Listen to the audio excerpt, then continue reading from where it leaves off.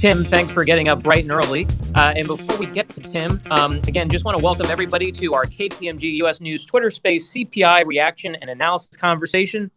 I'm Matt Weiss. I'm a director at KPMG, where I lead our industry communications team. And I have the good fortune of being joined by the aforementioned Tim Mahedy. He is KPMG US Senior Economist, part of our Office of the Chief Economist here at KPMG, and he'll be providing timely insights and analysis on this busy news morning in the world of economics following the just released CPI data, which showed inflation once again not slowing down, 8.5% increase year over year. It's a new 40-year high. And before we get to Tim, I just want to remind everyone that they can ask questions today by tapping the microphone button or direct messaging us at KPMG US News to request to speak if you're not comfortable using the microphone.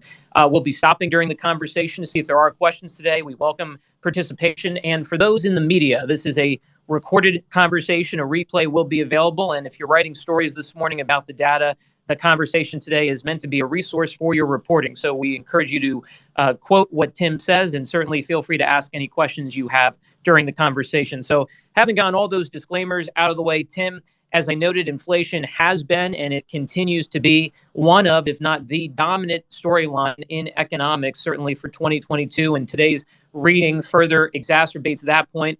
Tim, at a high level, looking at that headline number, what stood out to you? Any surprises to the upside or any positives that you took away when you looked at the data more closely?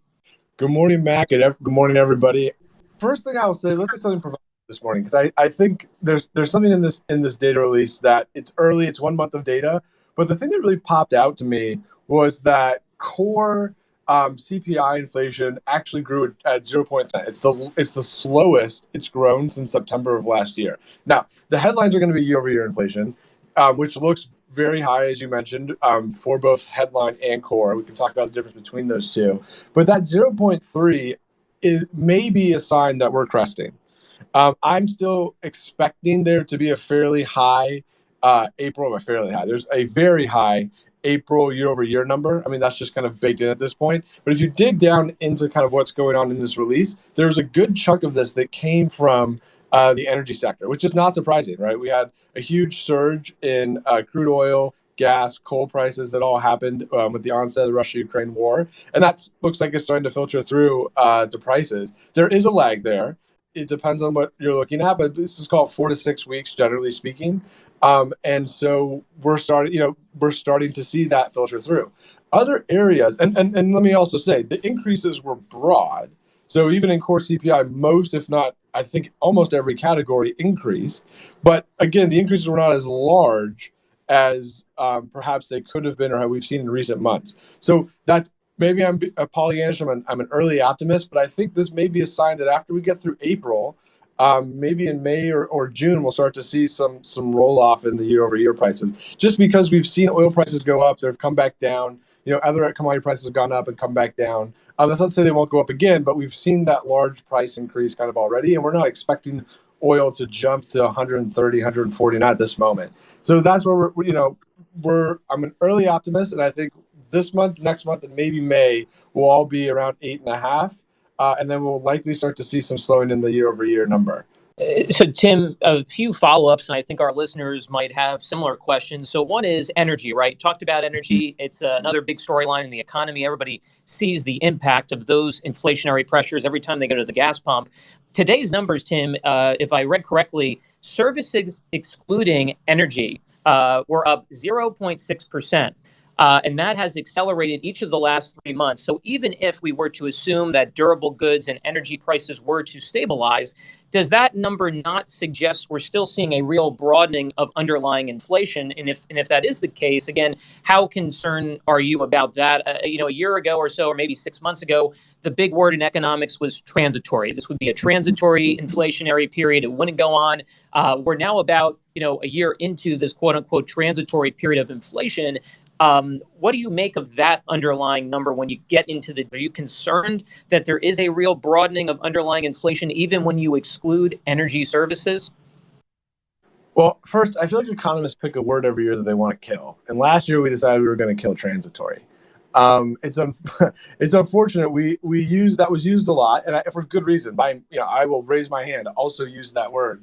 And so what happened was we missed our, many of us, not everyone, but many of us missed our inflation forecast, and the period of high inflation obviously continues. And so it's hard to describe kind of which period ends and the persistent period begins. So just, but I think that we're kind of moving into what I would hope would be some deceleration. Now, to answer your question about services, and you touched on this, it's a great point. There is broad. The price increases are broad, and they have been broadening, both in CPI and PCE. So that's concerning. I mean, it's hard to have 8.5% year over year CPI inflation and not be concerned about inflation. It's definitely concerning. And particularly because there are other areas of the economy outside of your food and energy which tend to be quite volatile that are increasing. Some that are there were some big increases, particularly in airline fares and things like that. Overall, though, if you step back for a little bit, we're in a period where there have been some very strong comments about what the pace of monetary policy rate increases and then reduction reduction in the balance sheet are going to do over the next 9 months. And so there's a lot of reason to think there'll be a policy accommodation removed from the economy. If you're looking at 0.6 in energy services, yeah, that's concerning. Is it something that I expect to continue throughout the rest of the year as we have, if the policy interest rate gets to 2.5 by end, I would expect that number to really start to soften back down to your 0.3, 0.4 maybe. And that doesn't sound like a lot, but those 10 start to matter over time, particularly as you get away from some of the base effects that we saw last year. And so what I would say, I am definitely concerned, and I would watch these things. But as I opened up with, I think that 0.3 month over month, it's crazy maybe to put a lot of stock in a 1 month number, but that's a fairly moderating pace of inflation in core. And if we see that again next month, see something in that ballpark, I would say that the pace of inflation is slowing. The year over year again is not going to change, but that month over month pace is slowing, and that's a sign that even though price increases may be broad, they may not be as high as they have been. Tim, before we open up again for questions, and again, want to remind folks you can ask questions. If you're listening on your mobile device, you tap the microphone button to request to speak. And if you're in the media, certainly, if you have a question, we encourage you to ask questions. Tim, two other questions I had, and again, I think the listeners certainly would also, that just stood out to me, particularly when you think of how the U.S. economy is so dependent on consumer spending and purchasing power of U.S. consumers. If you look at the data this morning, real average hourly earnings decreased 2.7% year over year when seasonally adjusted. And I know you're not as keen on the average work week or the weekly numbers, but that was in March, it was a 3.6% decrease in real average weekly earnings over the same period. So I'll start with the number. I know you're more keen on that 2.7. So in layman's terms, for those listening out there, it seems, Tim, that any wage gains that have happened, and we've read a lot over the last years about organizations offering greater compensation to retain talent amid the Great Resignation trend. It seems that any of those increases, though, have not only been matched, but they've been dwarfed by inflation. How can the U.S. economy continue to remain robust, Tim, when the average consumer is seeing a nearly 3% decrease in their hourly earnings when adjusted for inflation? Yeah, there's no question that we're having some erosion in real wages, and that is a very big concern for the U.S. economy. It is a consumer-driven economy, so anytime you have less capacity to buy, I think that shows that we're facing some headwinds here to growth. Now, at the same time, there's been high inflation for a while now, and we've seen some pretty strong retail sales numbers. Again, those are nominal, so it doesn't necessarily always track the real purchase or the quantity of goods you're buying, but it's a sign that consumers have still shown up to purchase goods. Are we concerned about that at KPMG Economics?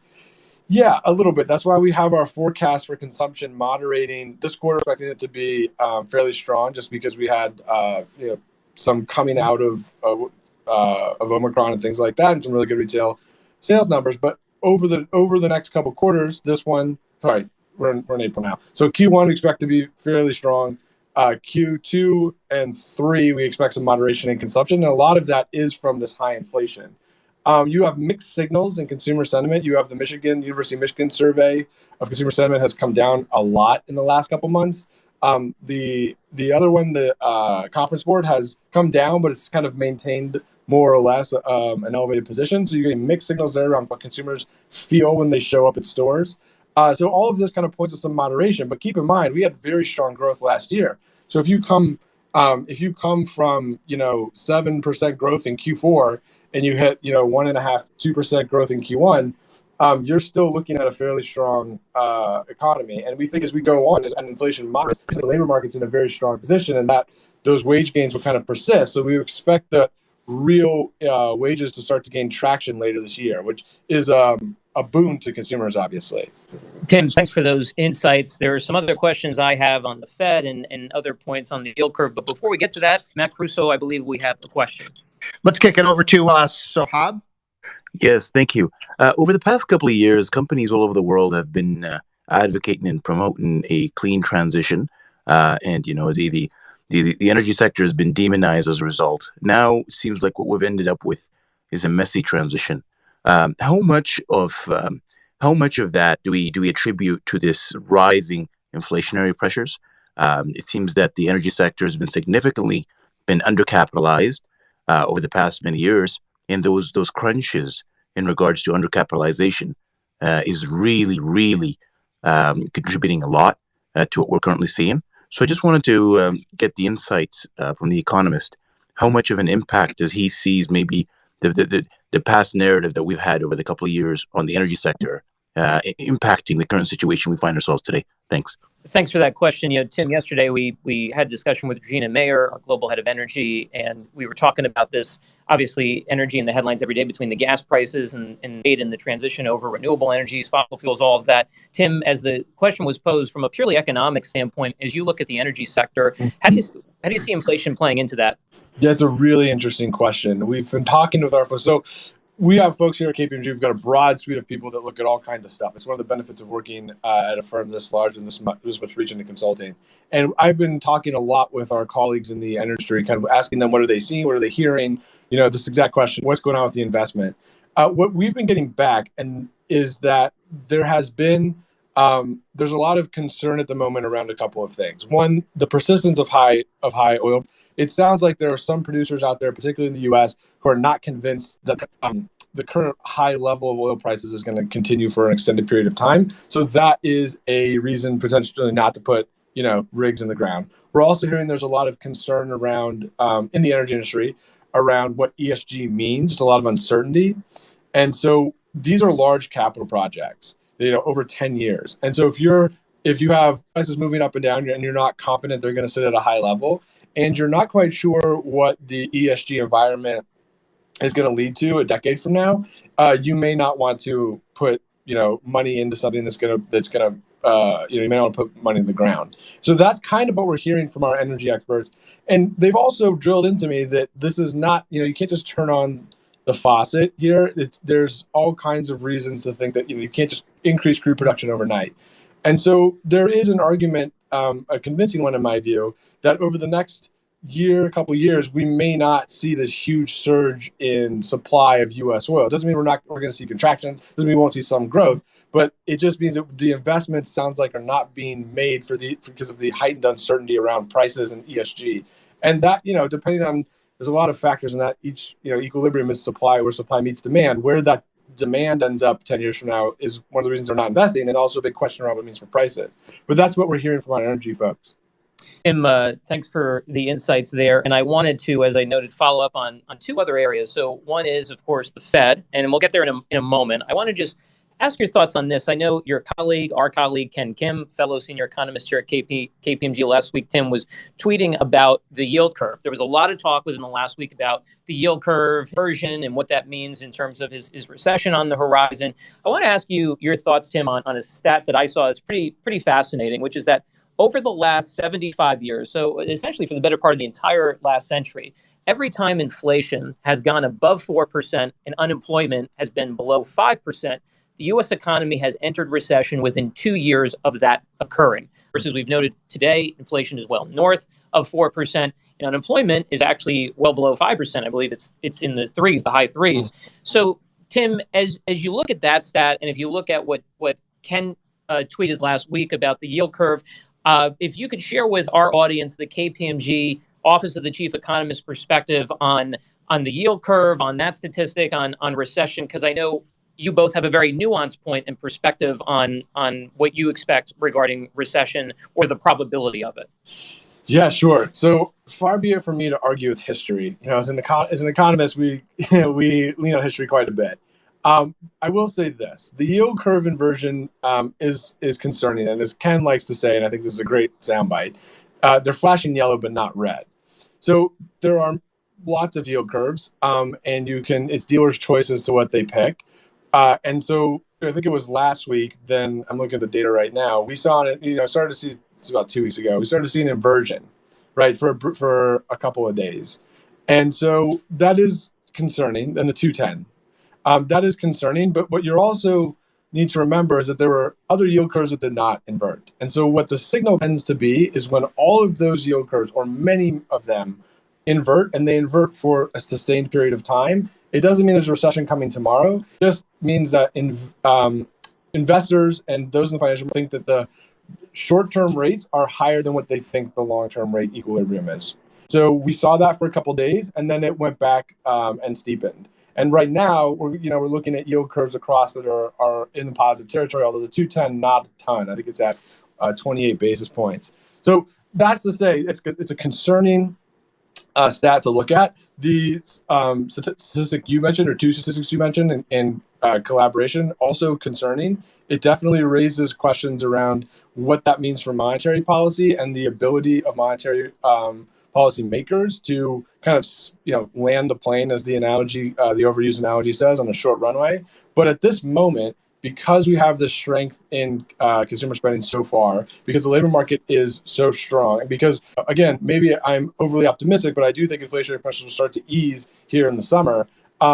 Not back down to the Fed's 2% target, but some easing I think will be seen positively by investors. Those are all signs that we're flashing yellow, not red. So our view here is that recession risk is definitely elevated, 10 to 15% range.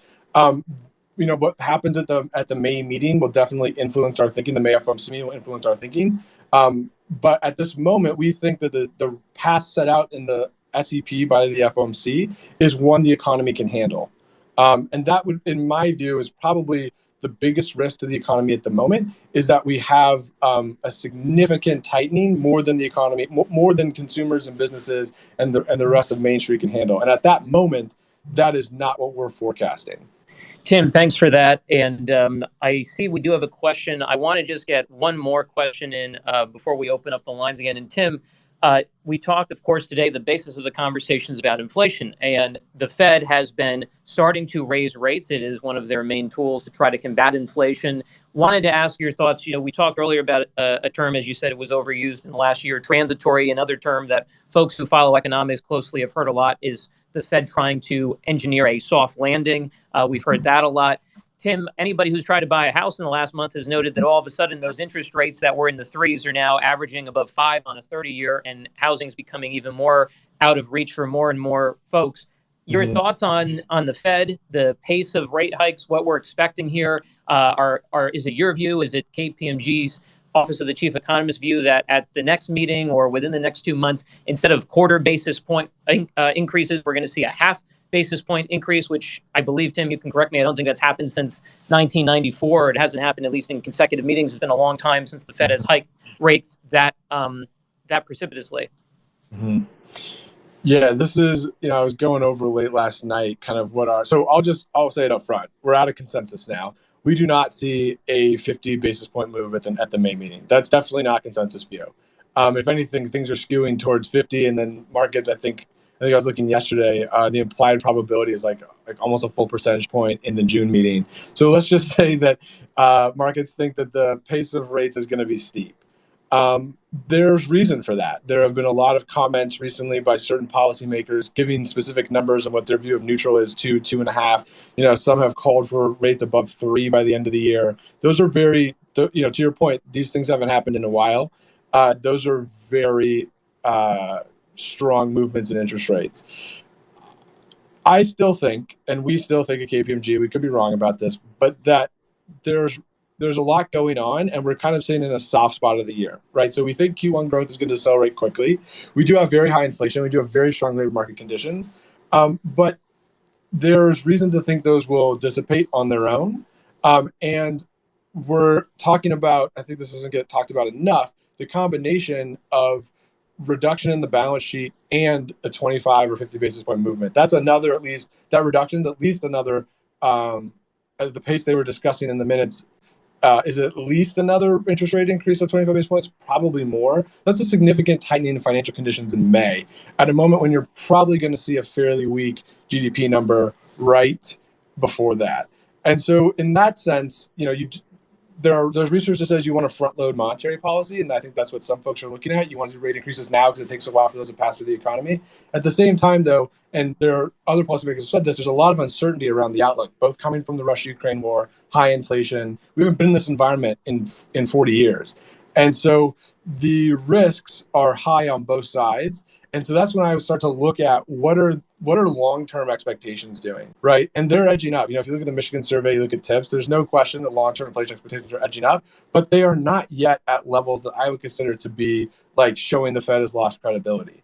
And so in that sense, there's an argument to be made, and again, out of consensus, but that the weak hand may not be as strong as, it's strong. I don't want to say that it's weak.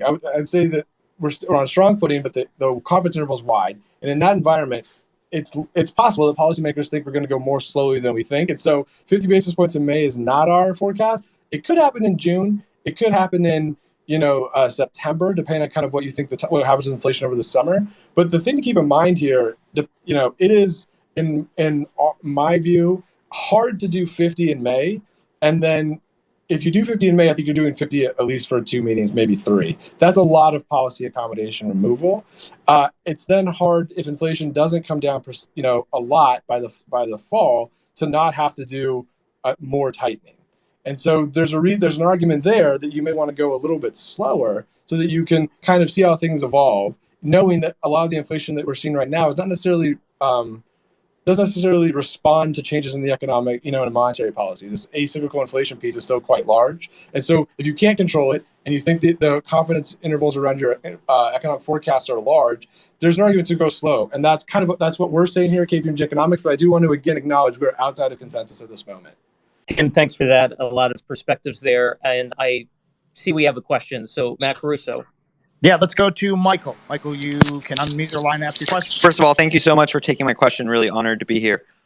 In terms of evaluating policy framework and then impact, i.e. front loading in terms of seeing its effects later on, how are you evaluating other global players like China that might take a different monetary stance and use that when we judge these impacts compared to historical means when other global players didn't have as much of a footprint?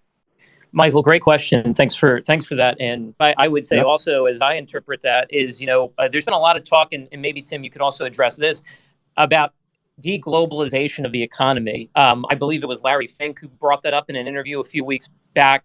And we've talked so much about how interconnected the economy is. We're in a global economy. But now, with the events of the last 2 months and the geopolitical uncertainty and unrest that we've seen, there's been some talk on, well, what does a deglobalization mean in the economy? So perhaps if you could maybe address that in addition to answering Michael's question, I think that would be of interest to our listeners. Yeah, let me start backwards. I mean, I interpret the last, Matt, your question and what you include from the other one is kind of like, what's the straw that breaks the camel's back?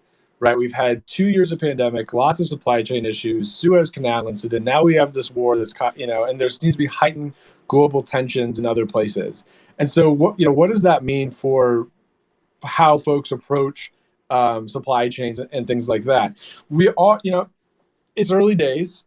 These decisions about reorganizing the way your office is set or your production line is set is not are not overnight decisions, but there's definitely a lot of rumbling about reshoring or bringing production back into the U.S.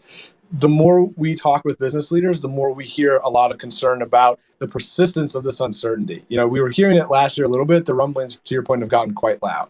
So in that environment, I would definitely think that there's going to be, especially when businesses are putting a premium on resiliency, some movement back into, into having your production be closer to end market.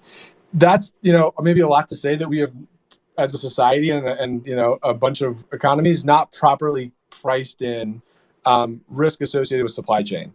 And so that, I think, is a feature that will persist long after this period of hopefully this is a short war, but long after the war, long after the pandemic moves to an endemic phase. So that's an underlying change, I think, in how businesses and the economy will be structured. That has potentially inflationary outcomes, just because it's more expensive to do things. If your end market's the U.S., it's more expensive to produce things in the U.S. than it is in other places. Although those gaps have closed over the last couple of decades, particularly in countries in Southeast Asia. Tim, thanks for that. I see actually Michael appears to have a follow-up, so perhaps he just wants to clarify the question for us. Yeah. Actually, I have two questions. The second part is a little bit loaded. The first question is, in terms of evaluating China potentially taking a reverse monetary stance as the U.S., what variables should we look at in the future to see if that's impacting the U.S.'s intention with their policy and if the policy is executing accurately? And then the second question is, I'm actually an employee of KPMG and would love to set up a coffee chat to learn about your career. Oh, I'm assuming that was directed to Tim, because Tim's career is a lot more fascinating than mine. So, well, definitely, Michael, definitely just direct message us at the news handle, and we'll be glad to try to get in touch with you on that front. But Tim, as to the question, what are your thoughts on that? I mean, there's a lot of talk, obviously, about the dollar, right? The strength of the U.S. dollar and being the world's money supply for the longest time. And, obviously we're so interconnected with China. What do you expect, Tim, to answer Michael's question? Well, first, Michael, love to grab coffee. I feel like I would just propose to it on a Jumbotron, and that resonates with me. So thank you. In terms of what this means with differential rates and kind of China, let's start with what's going on in the Chinese economy. This is not my area of expertise, but from what I've been following and what we talk to folks about, there is a real property bubble in both the public and private sector, and the growth forecast is definitely more moderate than we've seen in previous. And so that right there has knock-on effects for global demand. That's a big economy, the second largest in the world, and it matters a lot. And so if the Chinese economy is slowing for internal reasons, that's definitely something to keep an eye on. It also indicates that, if you're sitting in China as a policymaker, you may not want to move rates as quickly.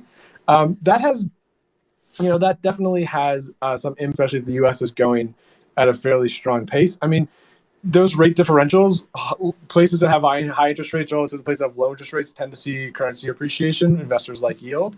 At the same time, there's a lot of stuff that makes the United States, particularly, risk-free assets or quality, flight to quality kind of things. At the moment, the world, feels uncertain. There's a major war going on. There's a lot of supply chain issues. There's resurgence of COVID in China. And so there's a lot of reason for folks to think that they want their money parked in a safe spot, especially as treasuries are gaining, the yields are growing. So in that sense, there's reasons to think that the U.S. dollar will appreciate. And I'm not yet willing to call, to wave the white flag and say we're moving to some other currency as a global, as the medium of global medium of exchange, as the reserve currency. So in that sense, I think what happens in China matters. I do think that it will have some effect on interest rates.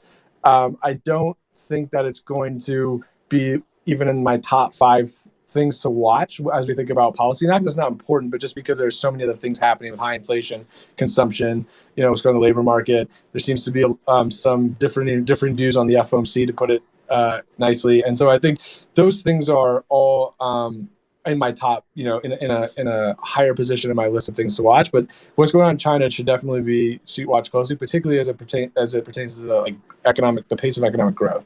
Thanks, Tim. And I know we have a question from Josh. Is that right, Matt Caruso? Let's go to Josh. Hey, guys. Thanks. Tim, real quick. people talk about CPI being lower than actual inflation, than inflation experienced by consumers. And I guess I think I heard you talk a little bit about that a couple of different ways indirectly. Could you talk about that and kind of what that means in terms of if we're using a measure to try to figure out how much inflation there is, but that measure might be understating or overstating kind of what that means for policy? Mm-hmm. Yeah, it's a really good question. It's hard. There are different measures of inflation. So you've got CPI, and then the Fed actually follows PCE, which comes out at the end of every month. And so that they're targeting core PCE. They obviously look at CPI, but it's not how they tailor policy. So even there, you've got differences between the two. We can talk about on a different call because they're nuanced. But it's difficult to get an accurate read on what is going on for, you show up at the grocery store, you show up to buy a car. What do those things mean summed across the entire economy? You start to get into some, you can argue one way or the other. The thing I'll take away from this comment, I don't find fault in the measures of inflation, especially if you're looking at a bunch of them. CPI, PC, both core measures. You got, Dallas Fed trip mean. There's lots of ways to look at it. And they're all kind of showing you the same story, which is we have really high inflation. So I do that.